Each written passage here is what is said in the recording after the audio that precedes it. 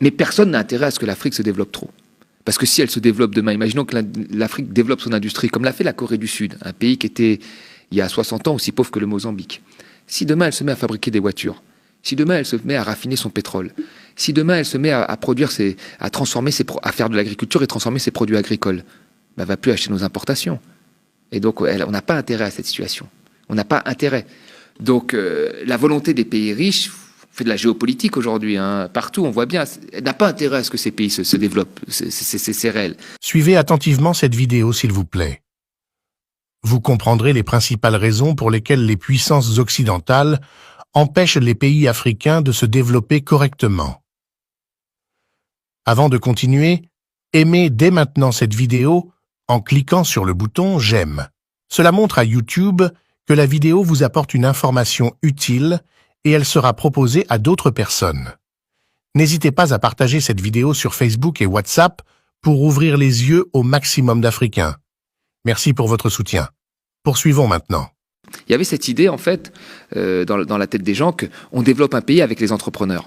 C'est une partie importante, mais ce n'est pas la partie principale. Il faut une industrie lourde. Ces pays-là exportent du pétrole, exportent du cacao, exportent des matières premières, mais ces matières premières qu'ils exportent sont souvent transformées dans d'autres pays. Et la transformation, c'est elle qui crée des emplois. Quand vous avez une compagnie étrangère qui s'installe, je prends toujours l'exemple moi, du Congo-Brazzaville, que je connais bien. Le Congo-Brazzaville, à plus de 90%, il exporte que du pétrole. D'accord ? Ce pétrole est produit par qui ? Est exploité par qui ? Par des compagnies majoritairement privées. 60% Total, 30% Eni. L'italien, 90% de compagnies. Après, vous avez un peu de compagnies par-ci par-là privées. La compagnie publique des pétroles congolais, elle est incapable de faire un forage. Elle est incapable d'exploiter l'ensemble de son pétrole. Elle récupère une partie de l'argent, mais elle est incapable de l'exploiter. Donc, toutes les connaissances sur la production, sur les réserves, toutes les quantités, les volumes de production sont décidés par la compagnie privée, qui ne dépend pas du pays. Donc ça, c'est une première chose. Il y a une vraie asymétrie d'information entre l'État et la compagnie. Les prix de leurs biens, 90% des exportations, donc du pétrole, le prix n'est pas déterminé par le Congo. Il est déterminé par les marchés financiers. Donc quand il y a des situations de géopolitique tendues comme là, il se passe, les prix augmentent, ça leur profite. Quand le prix est à zéro, comme dans la période du Covid, il n'y a rien qui rentre. Il n'y a rien qui rentre. Donc on voit bien qu'il y a une très forte dépendance. Et ensuite, ce produit est exporté, transformé en France ou ailleurs, et l'État congolais rachète de l'essence à ces pays-là. Donc la réalité, c'est qu'il faudrait qu'il y ait une industrie qui puisse transformer cette production sur place, et c'est celle-là qui créerait des emplois, des raffineries, de la distribution, etc. Mais pour avoir ça, qu'est-ce qu'il faut ? Il faut des financements pour financer l'industrie lourde. C'est pas avec 1 euro de microcrédit que tu vas financer une industrie lourde. Et ces financements, si les banques ne veulent pas les prêter, qui est-ce qui va prêter ? C'est la Chine, mais la Chine, c'est un pays, il va le prêter sous certaines conditions, conditions parfois sur accès à des matières premières ou de partage de production plus avantageux pour elles. Et donc, ça ne leur permet pas d'être complètement indépendants. Et il faut bien avoir en tête que les pays riches se sont développés dans un monde où ils ont créé les conditions qui leur étaient favorables.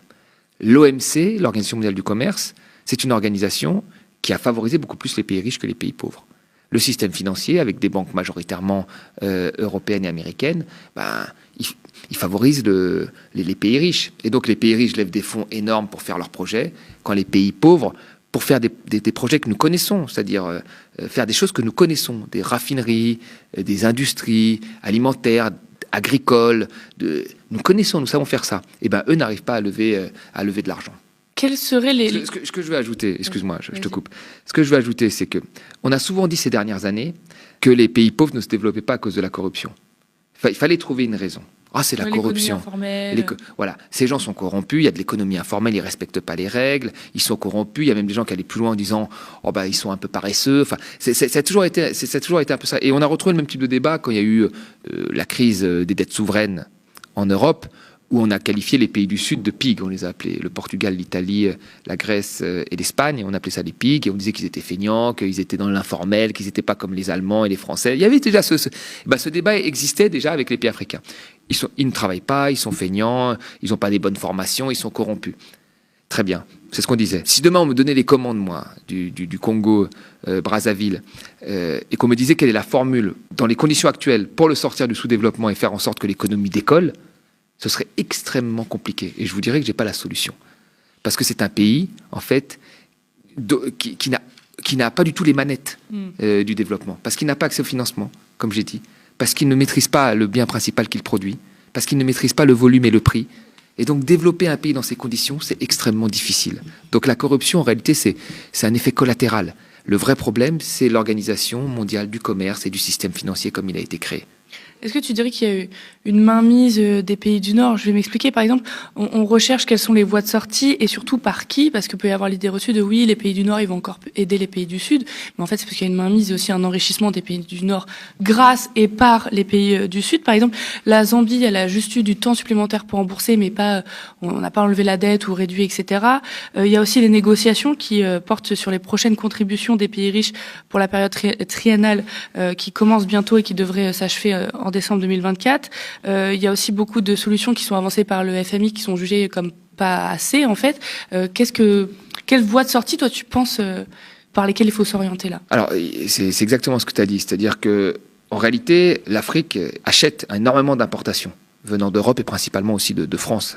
Et nous achetons énormément de choses dont nous avons besoin et que nous ne produisons pas, notamment du pétrole et des matières premières. Donc, les pays occidentaux n'ont pas intérêt à ce que l'Afrique tombe.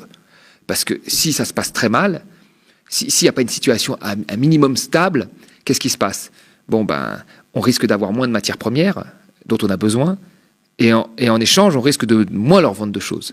Donc il faut maintenir dans une situation, on va dire, intermédiaire, l'Afrique, qu'elle soit suffisamment riche pour nous acheter nos biens, et suffisamment stable pour qu'on puisse lui acheter les biens dont on a besoin, dont on a vraiment besoin. L'énergie et les matières premières. Mais personne n'a intérêt à ce que l'Afrique se développe trop. Parce que si elle se développe demain, imaginons que l'Afrique développe son industrie, comme l'a fait la Corée du Sud, un pays qui était, il y a 60 ans, aussi pauvre que le Mozambique.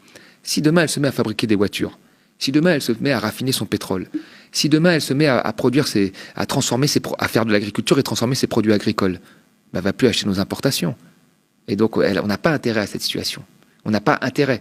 Donc la volonté des pays riches, fait de la géopolitique aujourd'hui, partout, on voit bien, elle n'a pas intérêt à ce que ces pays se développent, c'est réel. Maintenant, si j'étais à la place des Africains, c'est très difficile. C'est-à-dire que moi, la première chose que je ferais, c'est déjà, je serais beaucoup plus agressif dans la négociation. Parce que si vous n'avez pas de financement, alors vous pouvez tenir des grands discours, c'est toujours agréable, mais une fois qu'on passe au concret, c'est quoi l'Afrique aujourd'hui concrètement? Comme elle n'a pas accès au financement, comme elle ne maîtrise pas les biens qu'elle produit, dans les volumes comme dans les prix, elle essaye de faire aujourd'hui, pour qu'il y ait de l'activité, d'attirer le plus d'investissements directs étrangers, en faisant des zones franches où on paye très peu d'impôts, en disant voilà, c'est la seule façon qu'on a de relancer l'économie.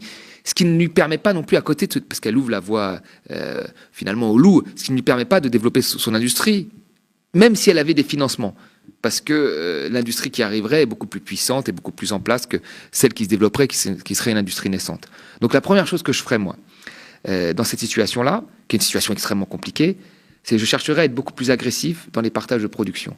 C'est-à-dire que quand il y a une compagnie étrangère qui vient, il faut lui imposer des choses. Les pays du Golfe, le Qatar, les Émirats en leur temps, quand vous veniez vous installer chez eux, pour quoi que ce soit, vous deviez donner une grosse partie, plus de 50%, à un autochtone, à un habitant local, de l'investissement. C'était obligatoire. L'OMC a tout fait pour dégommer ça, mais certains pays ont tenu, sauf quand ils en ont vraiment besoin, ils font des dérogations au ministère de l'économie, mais quand ils estiment que la personne doit donner une partie, elle donne une partie à les autochtones, ce qui les forme. Vous voyez, par exemple, ce type de mesure pourrait être appliqué par certains pays africains. S'ils l'appliquaient bien sûr dans l'ensemble, ce serait mieux, mais avoir une stratégie beaucoup plus agressive de négociation sur le partage de ces rentes de matières premières avec les pays occidentaux. Ça, c'est la première chose, qui leur permettrait d'avoir beaucoup plus de rentrées financières. Et une fois qu'on a ces rentrées financières, reste la question de l'investissement dans les bons secteurs pour pouvoir se développer et être de plus en plus autonome. Ça devrait être ça le but. Parce que l'autonomie et l'industrie créera des emplois. Créer des emplois, ça permettra aux jeunes diplômés de là-bas de rester chez eux et de travailler chez eux. Ce qui est le désir de tout le monde. Personne n'a envie de migrer, de prendre une embarcation de fortune. Et même les migrations qui se font, on en parlera dans le deuxième sujet. Mais dans les meilleures qualités, c'est toujours des moments difficiles, des drames, parce qu'on est séparé de sa famille, etc. Donc c'est très compliqué. Donc là, ça permettrait d'assurer un avenir à une jeunesse qui n'en a pas dans son pays parce qu'il n'y a pas d'activité économique.